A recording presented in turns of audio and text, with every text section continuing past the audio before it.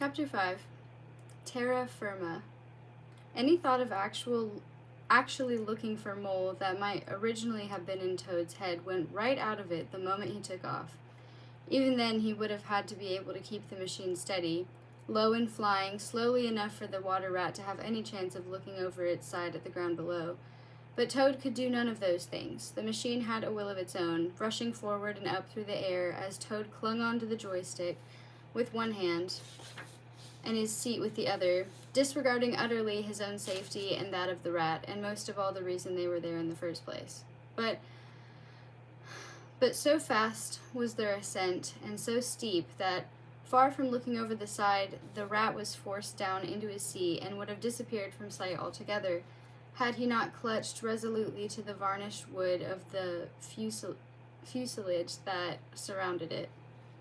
"Toad, you terrible and wicked Toad," he struggled to call out, though recriminations now were too late to be of use, too late perhaps to save either of them from the dire consequences of Toad's selfish action, which was all made worse for Rat by Toad's wild cries of triumph and delight as the machine wobbled this way and that, as it flew upwards even faster, and then, just as the rat was at last finding strength to pull himself sufficiently high to see what was going on, plunged downwards, almost hurling him out into the sky.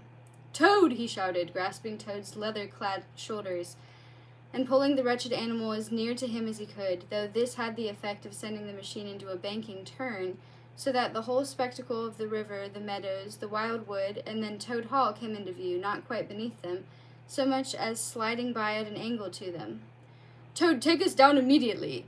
"I shan't, and I won't, and I can't!" cried Toad, exultantly, oblivious, it seemed, to the dreadful implications of what he was saying. Well, at least, the water rat was going to tell Toad to attach his parachute strap to the fuselage, for it was flapping uselessly in space, when he realized that his own was doing the same.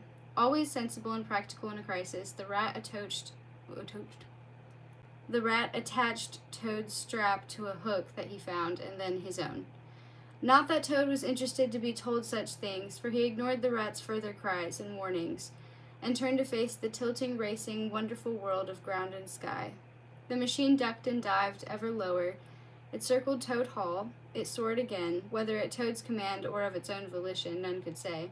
Any hope of seeing the ground below for more than a few moments was gone, and the only hope that remained was that they might, by some miracle, get down onto terra firma once more, but that was as far as the rat's thoughts got before something happened that took him over completely.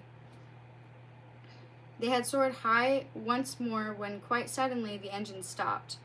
One moment everything was all noise and confusion, and the next, with a splutter and a grumble, the world was silent but for the most ominous sound the rat had ever heard in all his life, the sinister squeal and whine of wind in the wires and through the motionless propeller in front.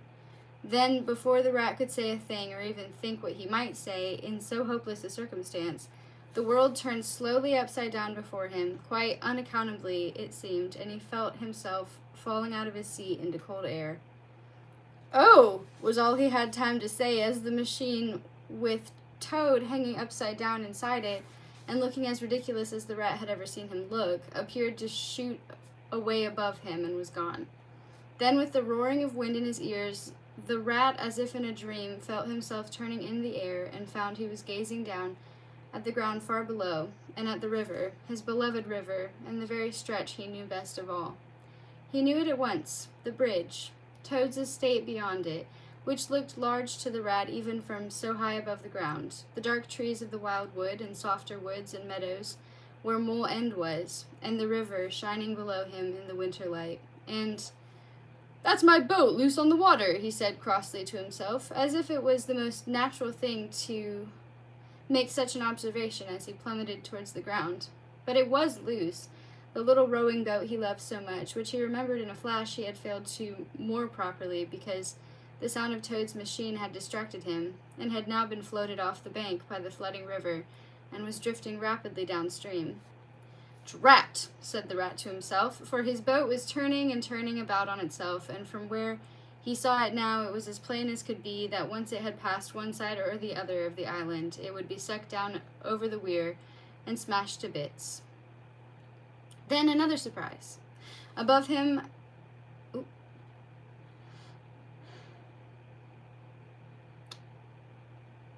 Then another surprise. Above him, a by now all too familiar roaring came to him through the steadier sound of the wind in his ears as he fell, and he looked up in time to see Toad's machine righting itself as it turned back his way, and though he could not quite see properly, the engine once more coming to life. Toad, he presumed, he did not exactly hope, was still inside it. The machine wobbled a couple of times above him and then was gone off eastwards and lost in the bright light of the sky. All this seemed to take a very long time indeed, and the rat was beginning to think that falling through air was not unlike swimming underwater. He reached out his arms and legs, much as he did sometimes on a hot day when a little dive in the river served to cool him off. He reached out his arms and legs, much as he did sometimes on a hot day when a little dive in the river served to cool him off, and turned to face the ground once more. As he did so, and tried to find his gaze...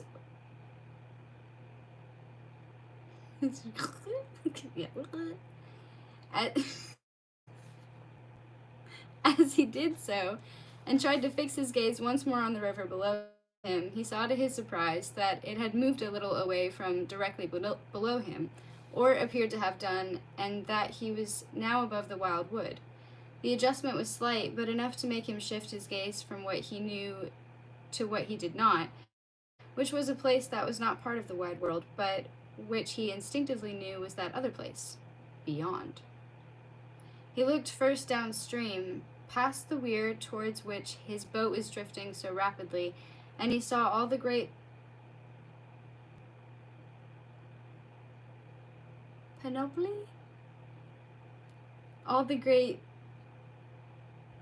panoply of life, roads, towns, and railway lines, smoke, and people. Then he looked upstream, past the island, past his own home, past the bridge and Toad Hall, on to a place he had only ever imagined might exist. Pale winter sun shone upon it, and it alone, so that in a dull gray roaring world, that uncharted part, which he felt must be beyond, the bit he had only ever imagined before, seemed special and separate. What he saw quite took his breath away. The river wound its way into it, its meanders growing smaller one by one, and where they went was all green and hazy blue, and in parts still white with snow. In some parts, too, there was a golden sheen where the sun shone down and reflected in his eyes, and there were what seemed mountain heights. "Oh," he whispered, for in all his life he had never seen anything so beautiful. Then, as if he had glimpsed a world he should not have seen, and that too long, there was a violent jerk at his shoulders, and that secret, lost, forbidden place, that ethereal place, was snatched from him, and he saw it no more. Above him, with a great whoosh and crack, the parachute opened, and the roaring in his ears fell away to silence once more. "Oh dear," he said aloud, for suddenly there seemed no time to think. The trees came nearer and nearer, as he was carried across them, right over the wild wood, towards its farthest edge. "Must keep an eye on the river, so I know in which direction to go back," said the ever-resourceful rat, as the trees came nearer still, and the river disappeared rapidly behind him, over, round, and then with a scrape and a bump, a rise once more into the air, and then a final branchy, scratchy, tangly descent. He landed somewhere on the far side of the wild wood.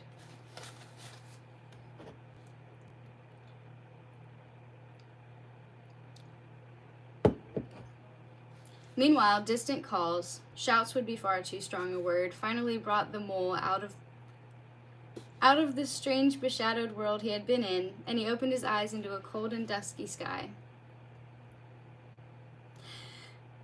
He had some notion that within the long dream in which he had been lost there had been a great fierce bird flying in the sky, rumbling and roaring, and this had been what had finally urged him towards consciousness. But it was the calling of his name that truly caused him to wake. Where he was, he had no idea, and that he was in the real world of earth and river, tree and weather, he rather doubted. Where he had been, well now, that was a different thing again.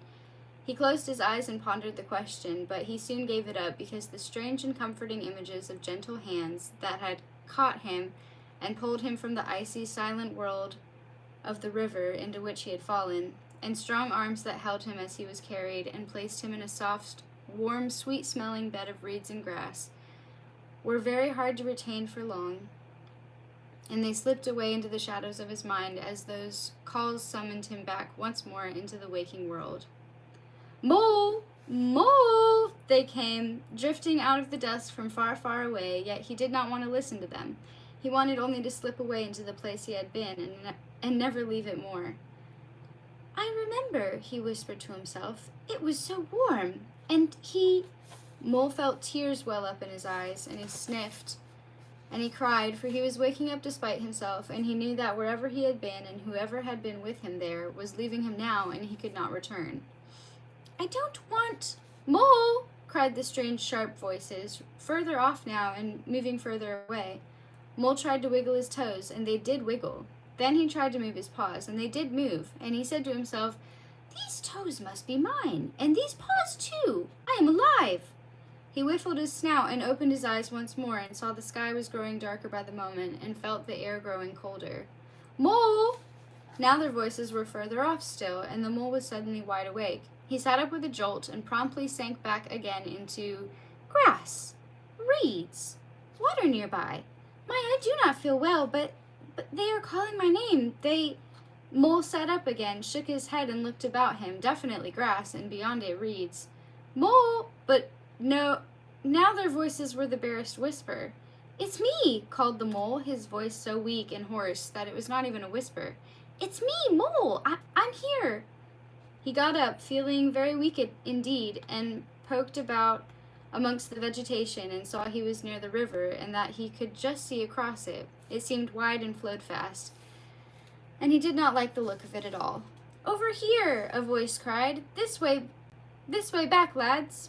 The mole peered across the river, saw some shapes flitting through the dark.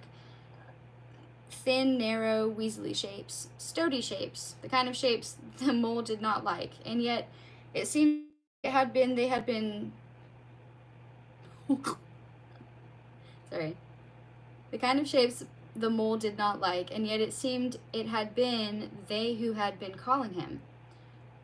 Badger, he had got them out and searching, that was it. Why else would weasels and stoats stray so far from their miserable lairs in the wild wood? The mole broke through the reeds, teetered on the very edge of the fast-flowing water, and tried to attract their attention. It's me, I'm here! Mole is here! But he seemed to have no voice at all, for they did not hear what little he had, but faded away into the shadows, into darkness, and then were gone. I'm here, said the mole finally, only then realizing that he seemed unable to speak at all, or rather he spoke, but no real sound came forth. He had never felt so ill, so thirsty, so woozy, so strange, and so lonely and forlorn in his whole life. That world he had come out of felt gone forever, and he missed it already, and the real world into which he had come did not seem to want him at all. Where am I, he wondered, and began to flounder about, splashing in the well-puddled ground, unable even to find that warm, dry place where he had been before. Oh dear, I am lost and lonely and miserable, and I shall make a hole and hide away in it until day returns. He snuffled about, scented at the gloaming, turned back the way he had just come, saw to his alarm that the water was nearer to him than before and was rising, and finally, completely awake now, made his way to slightly higher ground.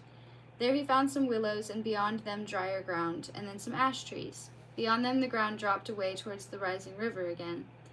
I'm on an island, and on it I shall have to stay, he said aloud, for tonight at least. The mole went back to the highest point he could find, made a serviceable scrape, and, covering himself with what old leaf litter and dried grass he could find, settled down to sleep. If he saw that being who had saved him beckon him once more, and if he journeyed back to that place wherein he had almost melded and become part of something far greater than himself, or anything he knew, and if now he was only able to observe it as if he was but a temporary visitor whose time had not yet come to be a resident, he did not quite remember it when he awoke the following dawn to the soft chucking of mallard ducks, and the rustle and chirp of coots down by the river, whose flow he could hear nearby as a sure and purposeful rippling, but further off as a torrential roar. "That must be the weir," he said to himself, "and I must be on the island. Oh dear! Oh my! How will I ever get off?" He did not move. Indeed, he did not open his eyes for more than a moment, but lay where he was, snug yet apprehensive, hungry yet just a little bit excited. It was the excitement of the survivor for whom the worst is over, who, though he feels his life is no longer threatened, knows he still has some way to go. He knew he had fallen through the ice, and that he had somehow managed to get or be helped onto the island. Now alone but safe, he must somehow get back to his friends and his home. He had not forgotten that his original intention had been to try to find Rat and Otter, who were in trouble.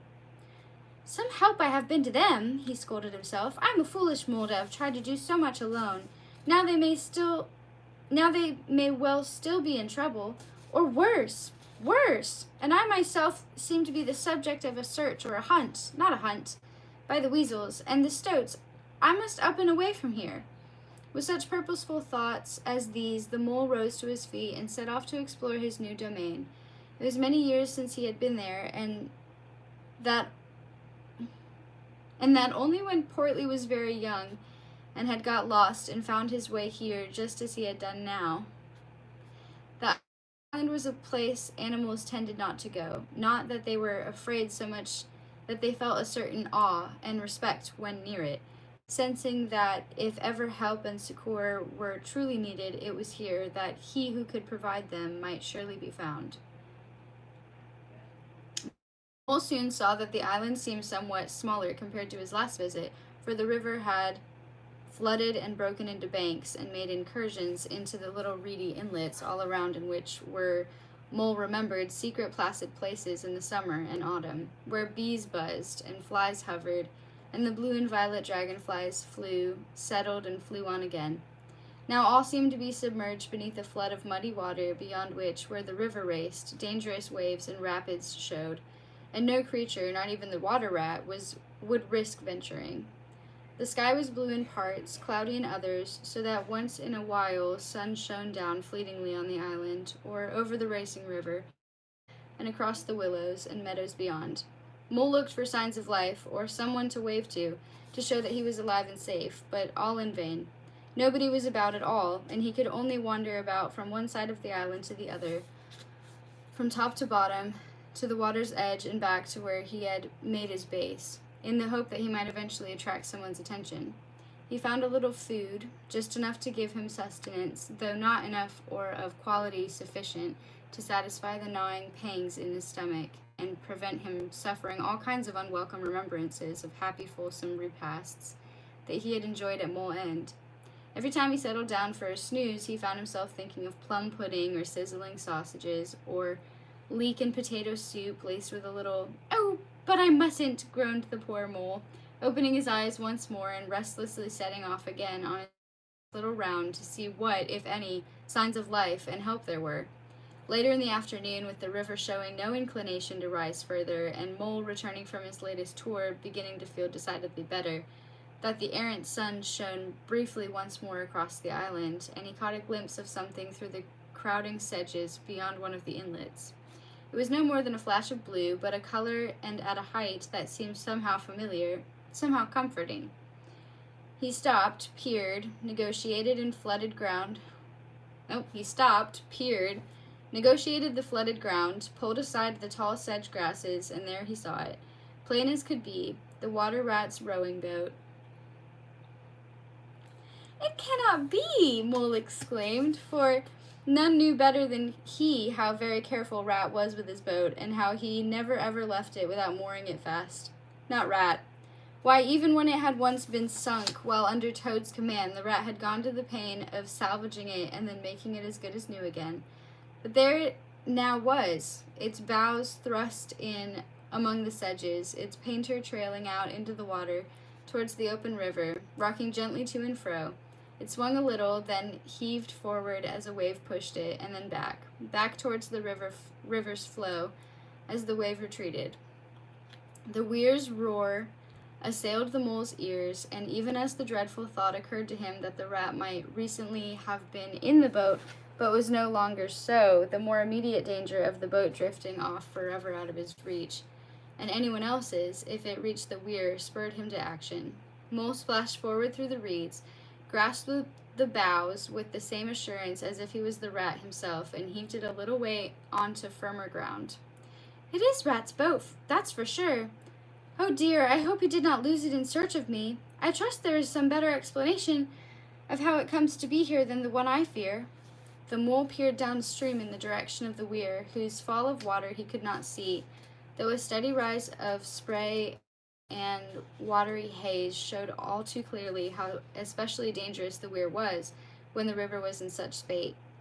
"Well, I shall just have to wait till the water subsides a little, as it surely will, and then consider what to do. At least the sculls are still in the boat, which I take as a good sign. Providence may have sent this boat to me. Indeed, I shall consider that it has, till I learn otherwise." Mole's meanwhile lasted 3 days more, during which the only mercy was that no rain fell, though the sun shone no more after the day of Mole's awakening, as gray and dreary weather set in. They were miserable days, in which the grumbling of the mole's stomach grew worse, and the dreams of food and drink he might be having, instead of the plain dull fare which was all the island offered him, tormented him continually. He had no idea how long he had been on the island, and his sense of isolation and timelessness was increased by the complete lack of life on the banks of the river, along which in spring, summer, and autumn he might have expected to see a great deal of the coming and going of life.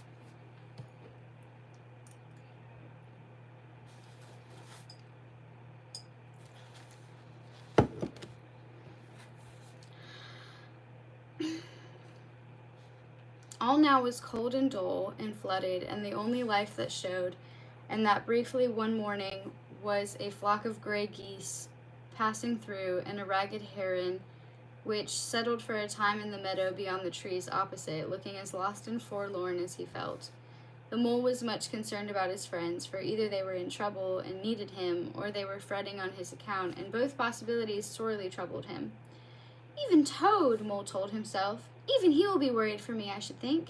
So the sooner he got off the island and was able to show them that he was alive and well, the better. "But I shall try nothing till the river has subsided and I have regained the strength I shall undoubtedly need if I am to scull the boat against the river's current and onto proper land once more. I have made one mistake, I shall not make another. Then when I am able to reach home again, and trusting that my friends are safe and well, I shall invite them to a feast, the greatest feast I have ever given. There will be..." Once more the mole suffered himself to enumerate the many things he would like to eat as he contemplated the miserable berry or two which was all his latest foraging had thrown up.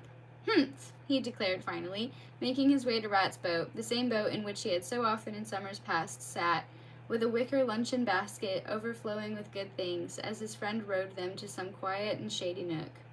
"Humph." Almost without thinking, the mole climbed into the boat and sat in the little seat he knew so well, as if thereby he might get just a little closer to those fond memories of better days, closer even to a full stomach, despite the darkening afternoon and the chill winter wind. But sitting thus gave him cold comfort for a time.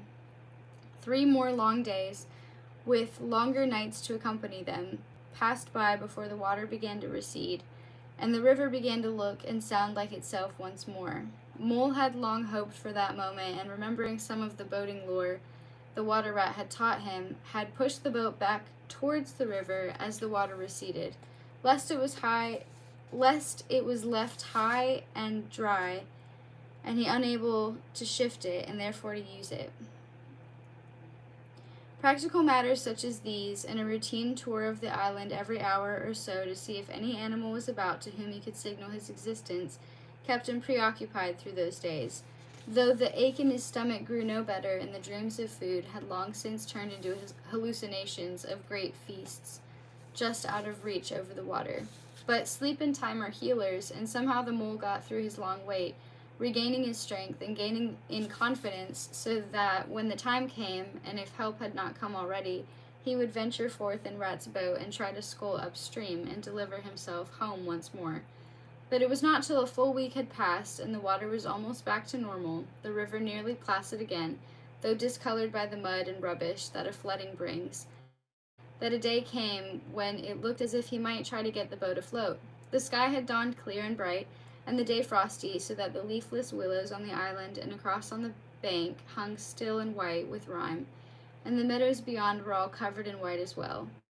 I could try, Mole told himself many times to give himself courage. I could have a go at least. But dawn had passed to morning, morning to midday, midday to a dueling afternoon, and still he did not quite dare, though he eased the boat into the water and readied the sculls for himself several times, till each time his nerve failed him. Then the sky clouded strangely, and the air grew still and heavy. The mole might easily have let the moment pass, and stayed where he was for another night, had not a few tiny flecks drifted down and told him that snow might soon be on the way once more, the threat of which put a greater fear in him than venturing onto the river, for the snow might turn heavy, and it might settle, and it might continue, and then eventually it would melt. And that could mean, no, it would mean that the river would rise once more, and then the poor mole had visions of more days and nights, more weeks even, stranded on the island, his whereabouts unknown, missed by his friends for a little longer and then forgotten. Oh, Ratty, I wish you were here to advise me. I wish I knew what to do for the best. The weir seems so near, though it is much quieter than it was. But supposing I drop a skull into the water or lose my strength, or... There seemed then to come a scent with the evening breeze that was beginning to stir the willow boughs, a scent which was of many things, but most particularly of the cheerful burning of a fire in his hearth, of rice pudding in a bowl held in his own hand, and of some warm and potent brew set down on the little table close by his armchair. Oh my, he sighed. More than that, that scent contained something of the rat's very best tobacco, and magical scent that it was seemed almost to conjure up the rat's voice, telling him some tale or other of his doings on the river. I shall, he declared. I shall push this boat out so. I shall ready the sculls just so, and I shall turn the bows to the current exactly so. And finally I shall leap aboard as Ratty would, with confidence and style. So. Then Mole was aboard, and the boat drifting about into the river, and before he knew what he was doing, he had grasped the sculls as if he were the rat himself, grasping them, and was sculling upriver against the current, slowly but steadily. And not a moment too soon, he declared with satisfaction, as the weir receded downstream and the island as well, and as the little flecks of snow turned into bigger flakes, and the sky turned stranger and heavier still, and the snow settled in the boat and upon his black fur. This is all right, said the mole, panting with effort. Imagining that I am Ratty, I shall conserve my strength by staying close to the bank.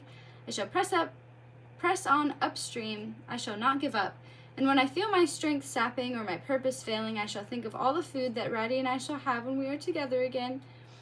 I shall. Mole end, here I come. With this most heartening cry, which would certainly have been heard had there been anybody along the banks nearby, the mole pressed on against the current, determined not to give up till he reached his destination. The end. Thank you for listening. And how is everybody? Oh my goodness. Hi. Oh, thank you. Happy birthday. Thank you. Yeah, the word was like panoply. I'm about to look that up.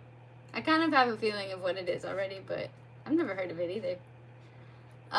This was the sequel for The Wind in the Willows. It's called The Willows in Winter. It's really good. Not sure which book, but it sounds beautiful. Oh. Thank you, Wade. I thought you were... Oh, that's nice. Nope, I'm definitely not a child.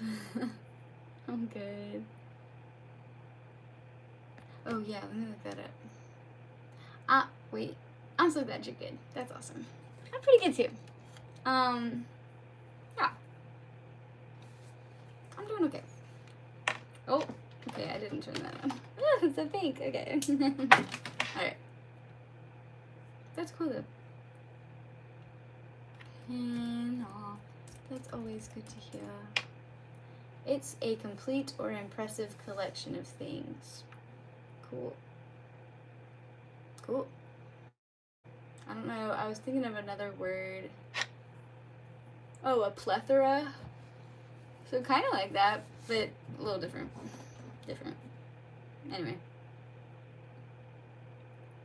How was work today? Work was actually really laid back today. I should have done more because, like, I should have gotten more caught up on work because I didn't have, like, okay, I did. I did have a lot of new stuff come in, but, like, it was also spaced out that it didn't feel like a whole lot at once because it wasn't a lot at once.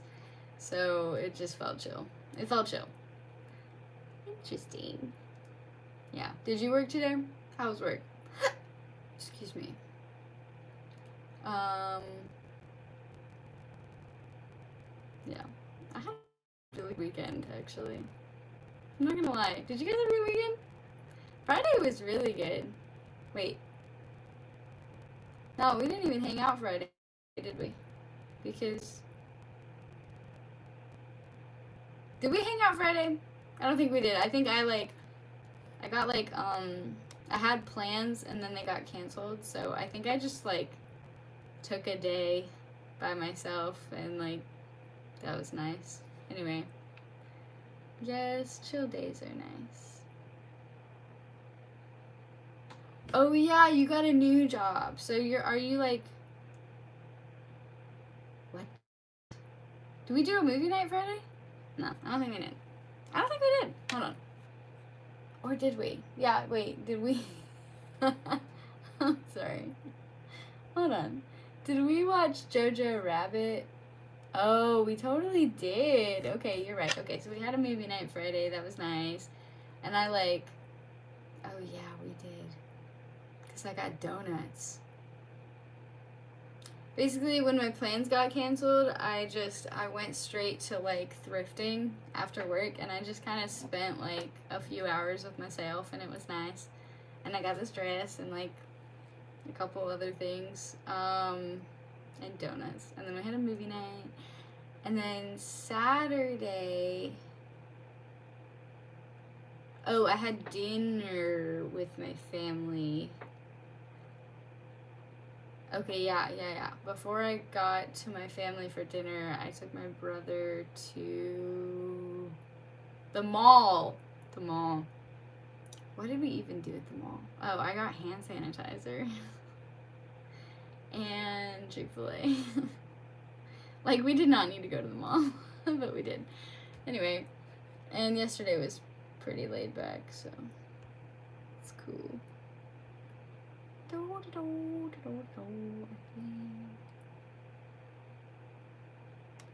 Wagner. What's up, Wagner? Yeah, so you have a new job. So are you not working at all, like, until your new job starts? You don't have a current job you're transitioning out of? You know what I'm asking. Chick-fil-A is getting old, though. Like, you have it so much.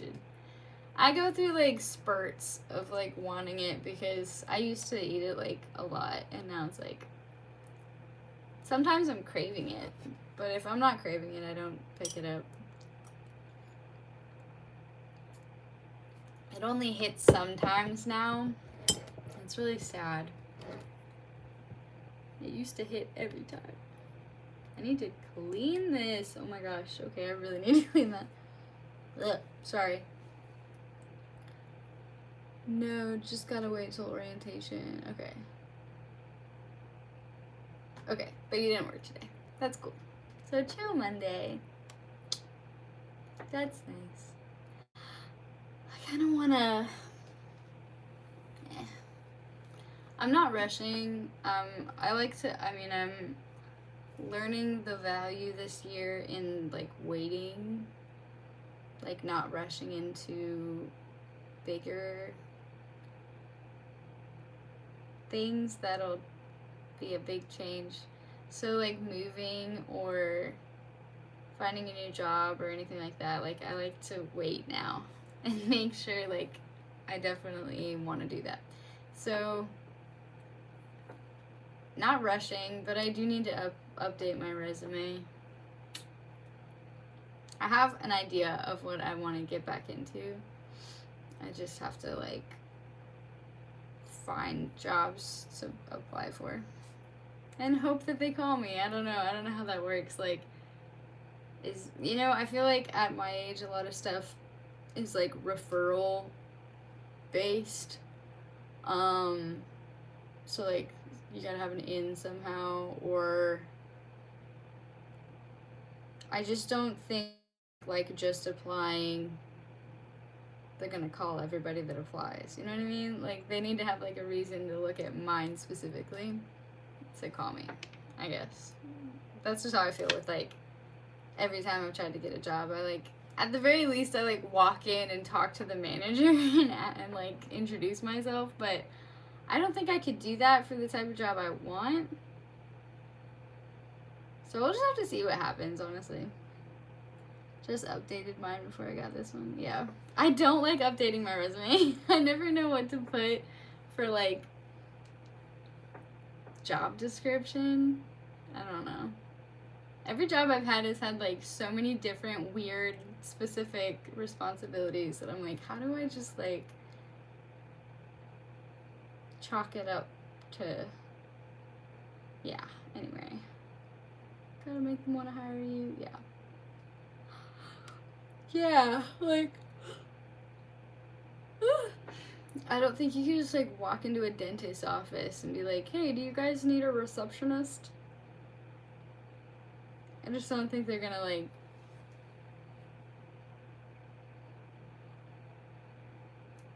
I don't know. Yeah. We'll just see what happens. It's fine. Sorry. Hello. How are you, Oscar? Excuse me.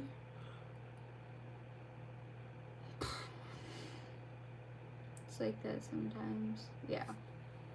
Yeah, and I'm trying to remember. Hold on. Oscar. I'm great. I had a good weekend. Did you have a good weekend? How was your Monday? Seriously. Wiggle. Yeah, like, I'm trying to get back into healthcare administration, so, like, and I could do anything, like, you know, like, we have a heart hospital here, we have an emergency room, you got rheumatology, you got, children. I remember back in the day, I considered, but I didn't do it, but I considered applying for a job that was, like, respiratory something for children. I would have loved that. But anyway, there's just all kinds of possibilities. Dentist office, eye doctor office, like that type of stuff. So I don't know about like walking into an ER and being like, you guys are hiring, can I talk to the manager? You got all these dying people around you. Can I talk to your manager about that job, though? Yeah, there's a lot of departments. Yeah, I know. Yeah, but I really liked it. Like, looking back, that was, out of all the jobs I've had, obviously you got, like, creeps that you deal with every day, but, like, I was actually helping people, so I thrived. I loved it. I loved the chaos of it, like, I don't know, I just think, like, all the factors that made me want to quit that job are avoidable. Like, I don't really want to do night shift again. I know it would be, like, significantly easier of a job if it wasn't night shift, so I just have to get a morning shift one, you know, and then yeah, that's good, and then hopefully my supervisor doesn't absolutely hate my guts type of factor. Regardless, take all the weird factors aside, and I loved that job. So, like, the actual job itself, I was like, I loved it. So, do I have any ideas? It's just, no, okay. Yeah, anyway, so, yeah. So, if that's what's supposed to happen, I hope that happens. No, I mean, it'll happen if it's supposed to. I just hope it's what's supposed to happen, because I genuinely think I want to do it again. And maybe if it wasn't an ER, I just happened to work at the, like, biggest emergency room near me with, like, a trauma unit and a lot of freaky stuff going on all the time. So maybe, like, a calmer setting would be cool, but, like, I didn't really mind it. I just felt bad for the shooting victims and overdose people. And this one lady got stabbed once. That was a hard one to get past. Anyway, just stop. Okay, I got you, Oscar. You have meetings at night? That's so interesting. I got you. I'm actually about to get off so I can eat dinner. But that's cute. I hope it's in your cards. Thank you. Okay, enjoy your meeting. Yeah, I'm actually about to get off though, but, what was I gonna say? Oh, but I'm so happy that you got a new job, Wizzle. Seriously. That's nice. I need Wraith to get a new job that he really enjoys too, when he's allowed. I don't know how his job works, but I know he doesn't really enjoy it, so I want everyone to have joy in their lives.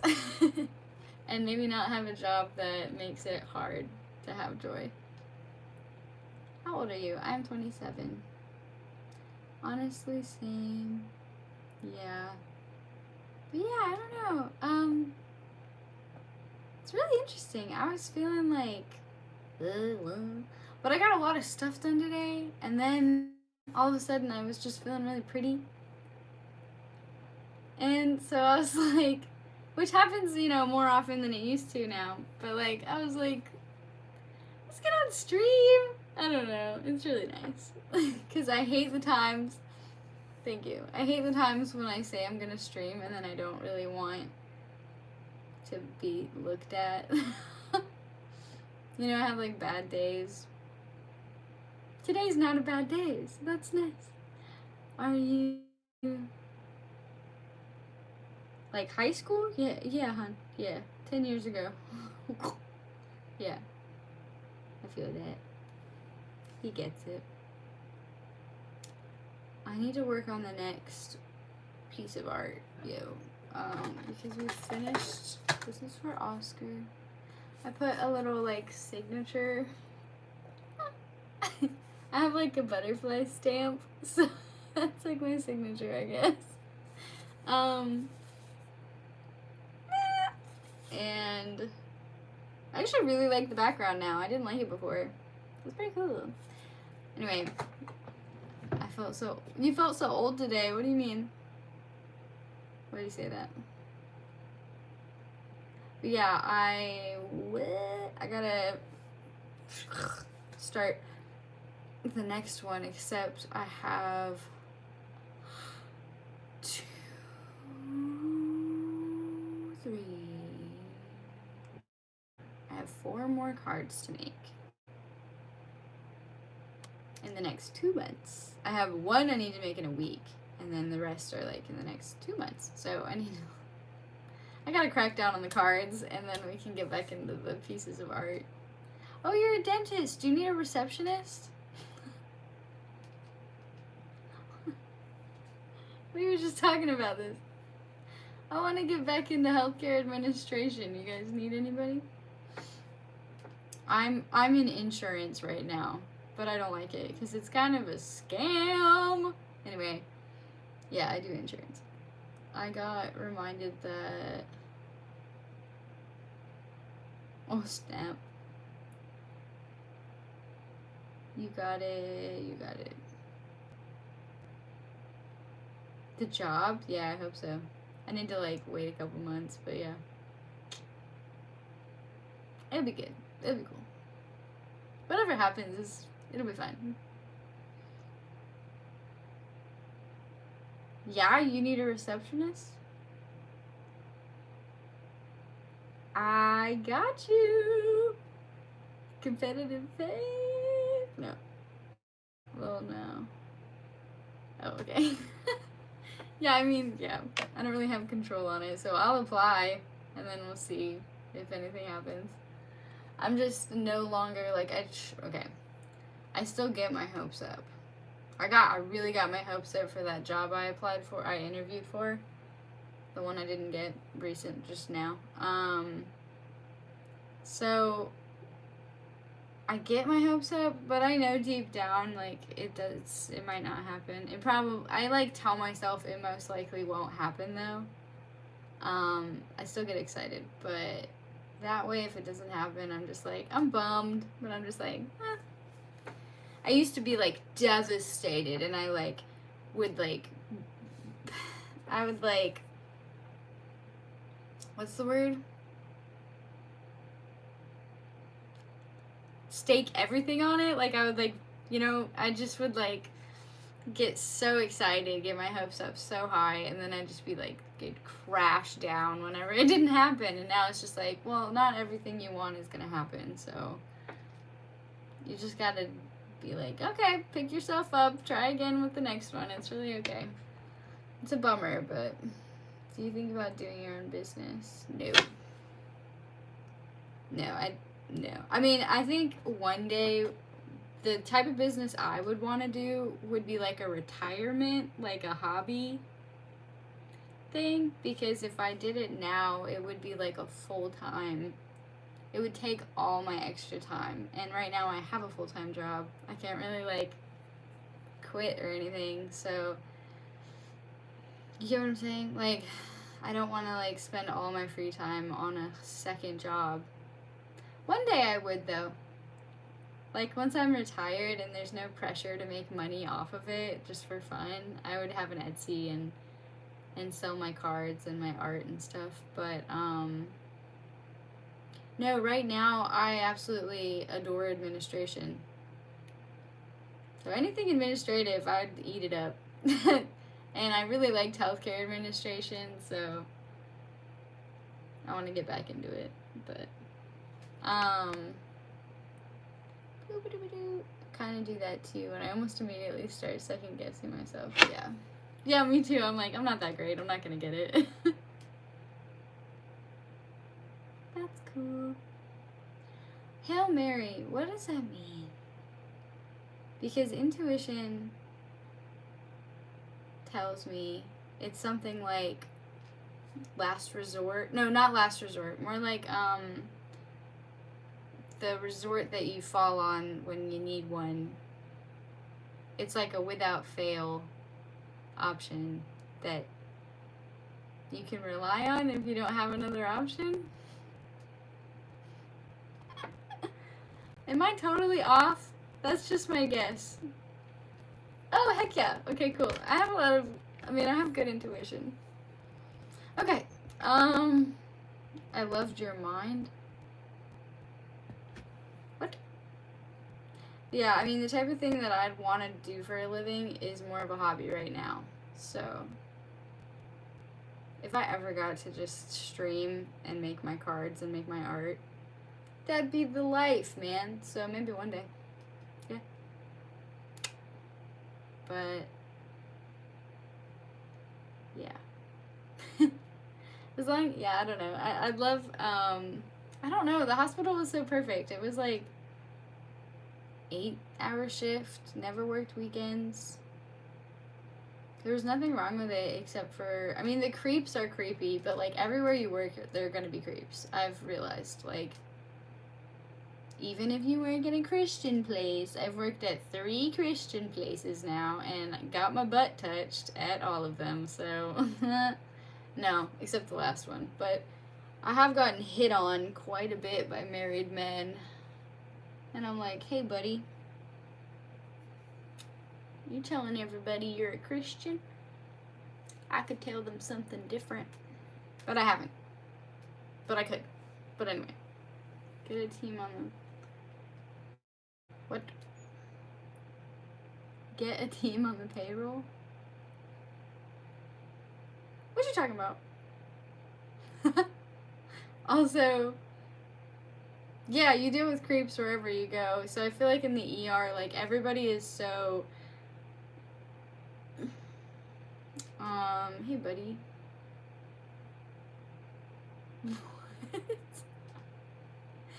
Yeah, but honestly, everybody's so, everyone's so desensitized to what's going on around the hospital that, like, you know, when people are being creepy and extra and stuff, like, you can openly judge them and it's accepted. Like, it's not like, hush hush, like, everybody's cursing, everybody's, like, got their coping mechanism for all the death that we're witnessing around us, you know? So dudes hitting on me, I can literally tell them to get the fuck away from me, and I'm not gonna get in trouble for saying that. I should report them. I didn't do that when I was at the hospital years ago, but, like, now, oh my gosh. Sorry. I'd love a chance to be in that environment again, just to, like, conduct myself the way I wish I had then, you know? Like, handle myself, and, like, the way I carry myself, and now the way that I talk to people, I'm very kind and gentle, but I'm very firm when I need to be now. I wasn't then. So dudes hitting on me, I would be straight up with them right off the bat. Like, this isn't this kind of work environment for me. Like, everybody's hitting on each other and flirting and sleeping with each other and cheating on their spouses with each other, and, like, that's the whole thing, and it's, like, accepted. But it's also accepted to be like, yeah, I don't want that. Like, leave me alone. So that's how I'd be. But back then I just was like, pushover, kinda. Like, I didn't participate, but I was like, I also was part of the acceptance of it, which probably isn't good, but I just wouldn't be like that now. Actually, I'm from Iraq. In our country, the temperature degrees reached. Ooh. How much is that for us? Is that cold or hot for us? I still don't know how Celsius works. I'm so sorry. Need to be. I agree. It's gotta be, like, way easier to just say, okay, leave me alone or I'm reporting you. And then actually go and report them and something gets done about it. You know? I wouldn't say a pushover. Oh, it's very hot. Oh. I'm sorry. It's really hot here, too. I feel you. Okay, it's not that hot. Although where I am, it's so humid, it feels that hot. But that's really bad. Please stay hydrated. But also, no, it's not that I don't know if it's being a pushover. I just know it's like I want to avoid conflict. So I just, like, you know, have you heard of, like, how some women or some people, they have, like, a nervous response to things, and it's like laughing or giggling, but that doesn't automatically mean they're comfortable. It could mean that they're actually nervous or uncomfortable, actually. And we already know when I get angry, I smile a lot, so smiling and laughing doesn't mean they're fine. But basically, so I don't know if I was a pushover, I just know, like, when dudes would hit on me or say inappropriate things to me, I would just kind of laugh it off and, like, act like it didn't bother me, and, you know, just went about, I was like, okay, like, go away, I'm doing my job, you know, and I just would, like, go about doing my job and not let it mess with me. But I should have been like, you know, you shouldn't say that kind of stuff to people in a workplace, right? I'm gonna do that now. I don't know. I do that. Oh yeah, good. Yeah. I don't know. It's just not that hard for me now. Like, luckily at this current job, nobody's, like, outright said something inappropriate. Well, okay. Okay. I did have one person. I don't know. I now, like, I can't get a read on this person, so I don't know, like, how they actually mean it when they say this kind of stuff, but they did say something that was like, don't say that to me. And, you know, just about how they're like attracted to me and stuff. And if it were possible, they'd want to date me and stuff like that. So I just instinctively, to their face, I said, shut the fuck up. Which I probably could have handled better, but I just was like, yeah, none of that here. We're not, you know, like, I'm not even, like, partially in any way encouraging that at all, like, so I really like that I did that, and I know it would just be, like, so much worse if I got back into a hospital environment, but now I know I can handle it, so... And I feel like it only takes, like, a couple times, and then everybody realizes pretty quickly that, like, just don't mess with her. You're not gonna have any success. You know, like, I don't know, set the expectation right away. But, yeah, that would just feel good to me, I think. I don't know. There's a time and a place, exactly. And if I met you at work, there's probably never a time and place for you, but no, that's not always true. I don't know, I could meet someone I actually really connect with and like in a workplace environment. I just would be really cautious about it, but that's happened before and we had a good connection. And like I have dated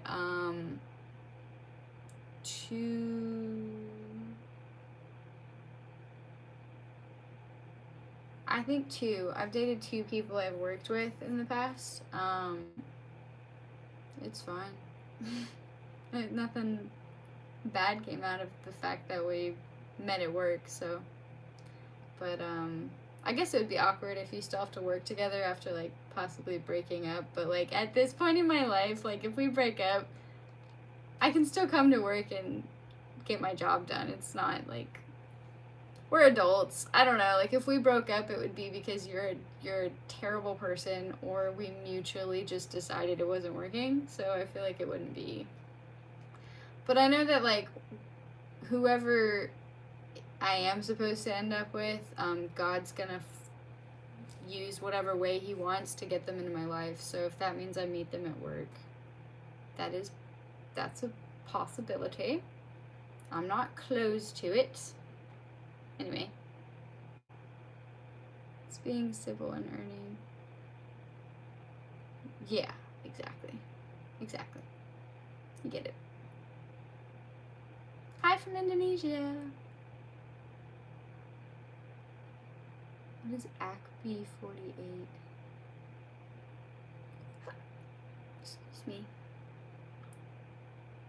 But anywho, I do need to go. I need to eat dinner. I feel like I was gonna say something else to you. But movie night tomorrow. I don't see anything getting in the way of that, so it's mostly because I can't hang out Wednesday. Actually, okay, that might change too. Okay. I got invited to go dancing last Friday, and then it got rescheduled to Wednesday, so if they reschedule again, then I'll be able to hang out. But just in case, we're actually going out Wednesday for dancing. We're doing a movie night tomorrow. So if you're not part of our Discord and you're like, what's this movie night business she's talking about? We do a movie night in Discord. I have a server. So if you want to come join our server, I think we're going to watch The Gentleman tomorrow. Hopefully, if my buddies can make it, because I want them to see it, but one of us. Yeah. Part of the crew, part of the ship, part of the ship, part of the crew. Yeah, anyway, sorry. Yeah, come be one of us. Come join the cult, as my, members like to say sometimes. No, I don't know. There's like a few things I do that are like Discord only. So if you want to be a part of them, come on over. We got plenty of room. Wait, do you know what I was quoting? I'm so curious. Does anyone know? Part of the crew, part of the ship. Oh, it's so sad. 100 years is the hint. 100 years before the mast. See, this is why we're friends. Hell yeah. Okay, cool.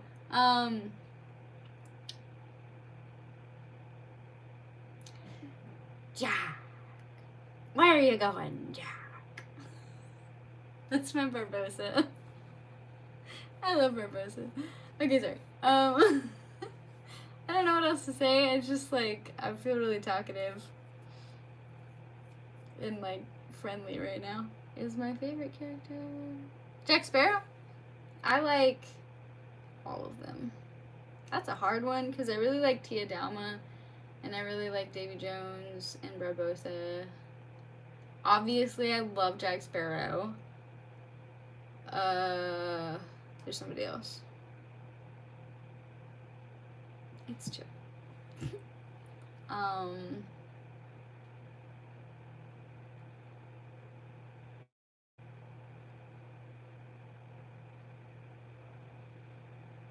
Davy Jones is great. I love Bill Nye. He's such a great actor. Bill Nye, my babe. He's great. I mean, Elizabeth is so hot. I can't deny. And she's just pretty cool. Everybody's so cool. I love the whole thing. Anyway, cool.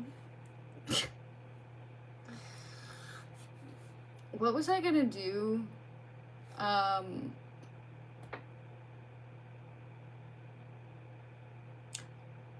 Oh, that's what I was gonna do. I got it. Okay, so I had like a whole list, not a whole list. I just had a list of things I needed to do for my YouTube channel that I've been putting off. So I did a couple of them and I have a video I need to dang post already. I'm just going through my thought process now. Sorry, this is something I should be doing after the stream is over. Anyway, I have this video it's ready to post. I just need to post it. So I might try to get off of this stream now and just get it posted, but no promises on that. Also, I need to do the next new dresses video soon. Because I keep buying new dresses. We're never gonna run out of these videos until I finally just stop spending money, but that's just probably never gonna happen. Anyway, okay. Okay, let me know if there was something else we needed to do other than the fact that we haven't done a group game yet. We still haven't done a group game yet. You're just laughing at me. No, I'm laughing with you. No, we still haven't done a dang group game, so we need to get that organized and done. We just need to do it, and then it'll be fun, and we can keep doing it. I'm excited. Anyway, okay, cool. I'm gonna go officially, and I love you guys, and thanks for listening to this chapter. And if you are new and you wanted to see the other chapters you missed, those are posted on the channel as well. Yeah, and movie night tomorrow. And if my dancing plans get canceled Wednesday, I'll do a crafting stream. Enjoy your food. Thanks. Have a lovely night. Thanks again. I love you. Love hanging out. Have a good night.